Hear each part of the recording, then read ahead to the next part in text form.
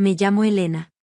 Tengo 30 años, y desde hace 5 comparto mi vida con Andrés, un hombre de 50 años cuya calma y paciencia me atraparon desde el primer café que compartimos.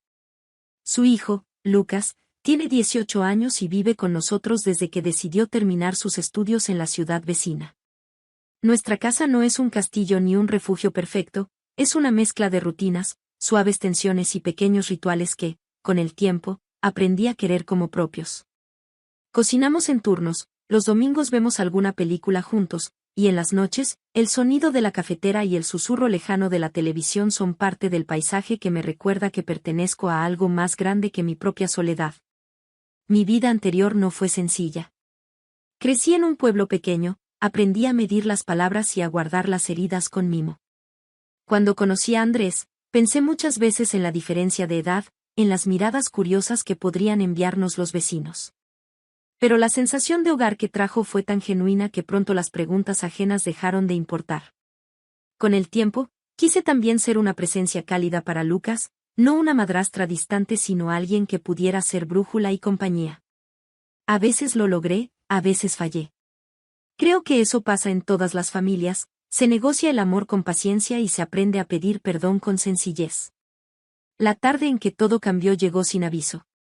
Era un martes cualquiera. Había hecho la comida, había dejado un trozo de tarta en la mesa y me había encerrado unos minutos en el estudio para terminar un correo.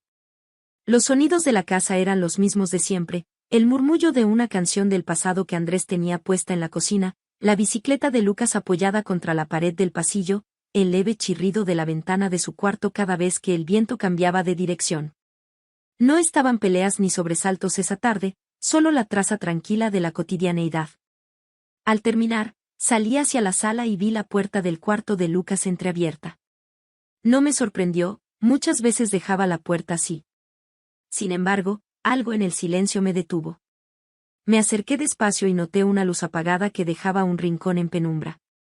Puedo admitir que fue la curiosidad más que el deber lo que me impulsó a mirar, soy humana.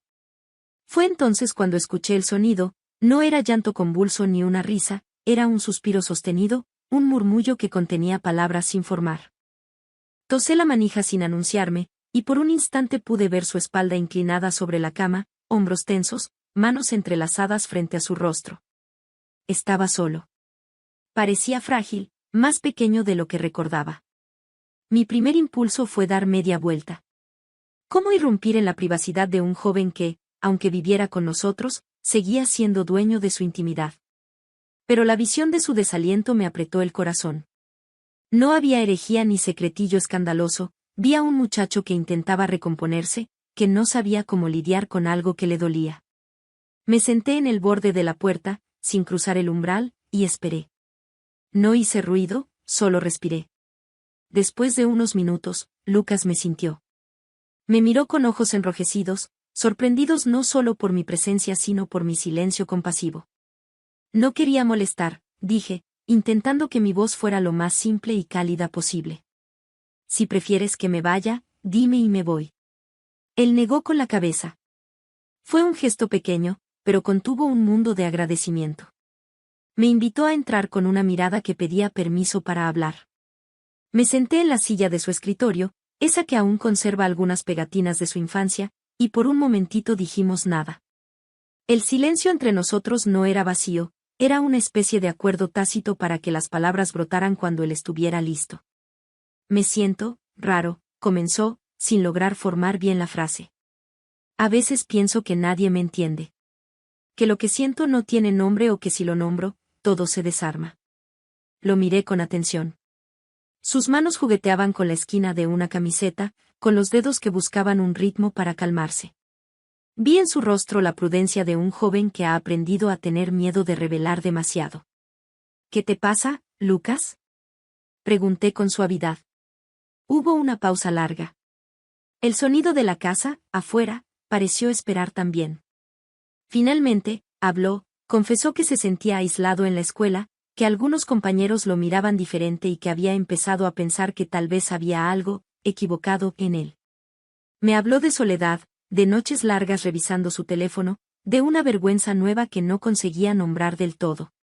No dijo detalles que dolieran en su sentido íntimo, dijo más bien el sentir, esa mezcla de incertidumbre y miedo a ser rechazado.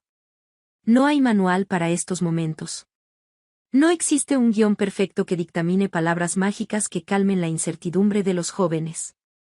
Pero tengo algo que la vida me otorga, la experiencia de quienes han tropezado y, con suerte, han aprendido a levantarse. Le hablé con la honestidad que uso cuando curo una planta, con paciencia, con firmeza cuando hace falta, y con ternura siempre. Lucas, dije, lo primero que quiero que sepas es que no estás solo. No puedo prometer que todo será fácil, pero sí que aquí hay un lugar seguro. A veces las cosas que nos asustan son justamente las que más necesitan ser dichas en voz alta para perder parte de su poder. Lo vi relajarse apenas un poco. Sus hombros dejaron de tensarse. Me contó entonces algo más, que había momentos en que se sentía culpable por ser diferente a lo que otros esperaban, por no encajar en moldes que se le imponían sin piedad. Me habló de sueños simples, del deseo de que su familia siguiera siendo un refugio y no otro escenario de juicio. Fue una conversación honesta, sin grandes confesiones explícitas, pero cargada de significado. Hablamos de amigos, de cómo reconocer a las personas que nos aceptan y de aquellas que pueden herir sin querer. Le hablé de la valentía que hay en buscar ayuda, en hablar con alguien a quien confíes, le ofrecí escucharle siempre, sin juzgar.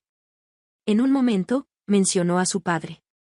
Yo sabía, porque Andrés lo había compartido antes, que el vínculo entre ellos era profundo y a veces torcido por la distancia emocional que la edad y las fuerzas de la vida pueden arrojar entre generaciones. Sabía también que Andrés era un buen hombre, con miedo a herir y con una ternura que no siempre sabe expresar. Pese a la diferencia de edad, entre ellos había cariño verdadero. Le pregunté a Lucas si prefería que yo le acompañara para hablar con su padre. Él dudó. Quería, decía, protegerlo del dolor o de la confusión, no quería que Andrés se sintiera traicionado por algo que tal vez no entendería de inmediato. No se trata de protegerlo, le dije. Se trata de compartir una verdad con quien te ama. A veces los padres se sorprenden, y otras veces necesitan tiempo, pero una familia sobrevive cuando puede hablar y reconstruir juntas las piezas rotas. No sé si fueron mis palabras o el simple hecho de estar allí presente lo que lo ayudó. Lo que sí sé es que al final de esa primera conversación se permitió sonreír de una manera pequeña, como quien descubre que aún queda un resquicio de luz entre las persianas. Me abrazó y en ese momento sentí algo tan potente que costó contener. Acaricié su cabello con la ternura de alguien que entiende que hay heridas que no se ven pero que duelen profundo.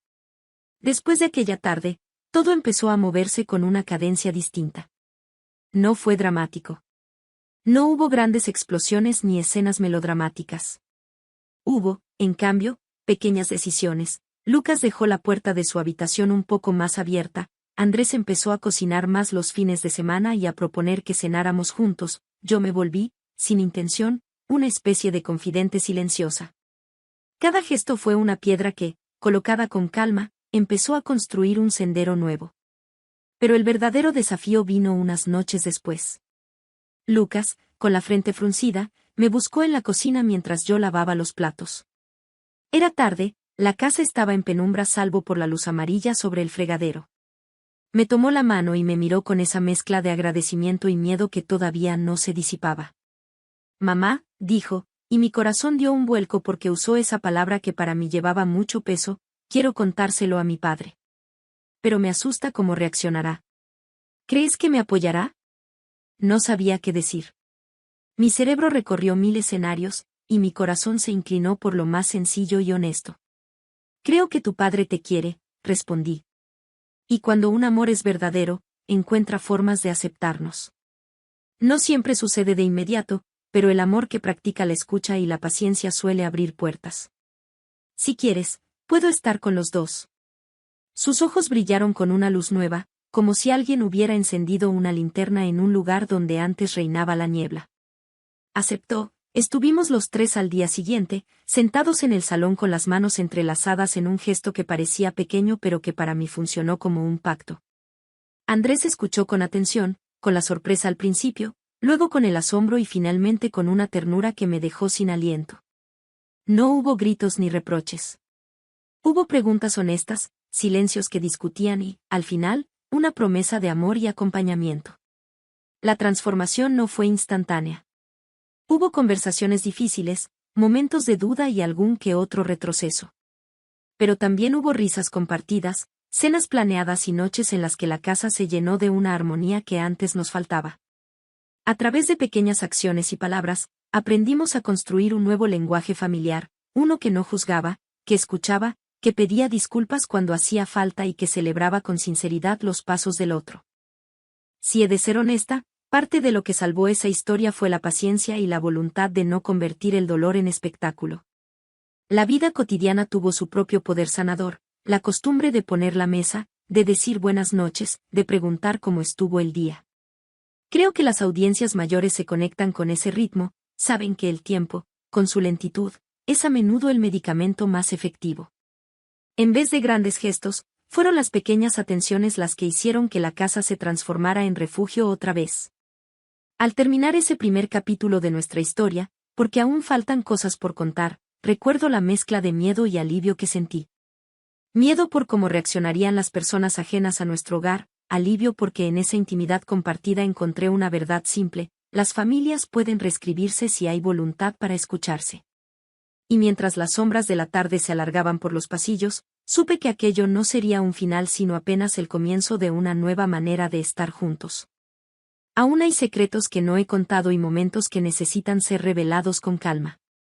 Hay decisiones pendientes, conversaciones que pondrán a prueba nuestra paciencia y, también, pequeñas alegrías que me gustaría narrar, algún cumpleaños, una visita sorpresa, la mudanza de Lucas a un futuro que decide construir con menos miedo. Pero todo eso, lo guardaré para la siguiente página, porque ahora, al cerrar este capítulo, quiero dejarte con una imagen, la de 3 personas alrededor de una mesa sencilla, sosteniéndose con ternura, como quien acepta que la vida, con sus inesperados giros, puede enseñarnos a amar con más sabiduría. Y antes de que sigas leyendo, permíteme hacerte una pregunta que me hizo pensar mucho a mí: ¿qué estarías dispuesto a hacer para que quienes amas se sientan vistos y aceptados? Piensa en ello mientras dejamos este primer acto. Porque la respuesta, a veces, llega en el momento más cotidiano, como una taza de té compartida en la cocina, o en una mano que aprieta a otra en la oscuridad. Con el paso de los meses, nuestra casa empezó a sentirse diferente, como si hubiera aprendido a respirar más hondo. Lucas, poco a poco, dejó atrás la sombra de la inseguridad. Se volvió más abierto, más seguro de sí mismo, y cada vez que me hablaba con esa mezcla de gratitud y confianza, sentía que todo el esfuerzo había valido la pena. Andrés también cambió, empezó a escuchar más, a observar más, a soltar ese temor silencioso que llevaba dentro desde hacía años. Verlos juntos, entendiendo sus diferencias y abrazando sus coincidencias, me hizo sentir parte esencial de un equilibrio que antes no existía. Un día cualquiera, mientras tomábamos café los 3 en la mesa del comedor, Lucas nos dijo que quería mudarse pronto, comenzar su vida independiente. No lo anunció con prisa ni con ansiedad, sino con la calma de quien por fin se siente preparado. Andrés apretó su hombro, yo le sonreí con el corazón apretado. Era un momento dulce y a la vez triste, como esos instantes que marcan el final de una etapa. Pero también supe, sin necesidad de palabras, que todo lo construido entre nosotros lo acompañaría donde fuera. La noche antes de comenzar a empacar sus cosas, Lucas vino a buscarme al estudio. Me abrazó con una fuerza que hablaba más que cualquier discurso. Gracias por no alejarte aquel día, dijo. Y entendí entonces algo que quizás siempre supe: a veces, el destino de una familia cambia no por grandes decisiones, sino por un simple gesto de presencia. Por no huir. Por quedarse. Por mirar de frente a alguien que necesita ser visto. Cuando finalmente se marchó, la casa quedó más silenciosa, sí, pero no más vacía. Porque en ese silencio quedaron resonando todas las conversaciones, todas las lágrimas, todas las risas que compartimos. Cerré la puerta detrás de él con una mezcla de nostalgia y orgullo, sabiendo que su historia apenas comenzaba y que la nuestra, aunque distinta, seguiría viva. Y mientras volvía a la cocina, sentí una certeza luminosa: al final, lo más importante no fue lo que descubrimos aquel día, sino lo que elegimos construir juntos después.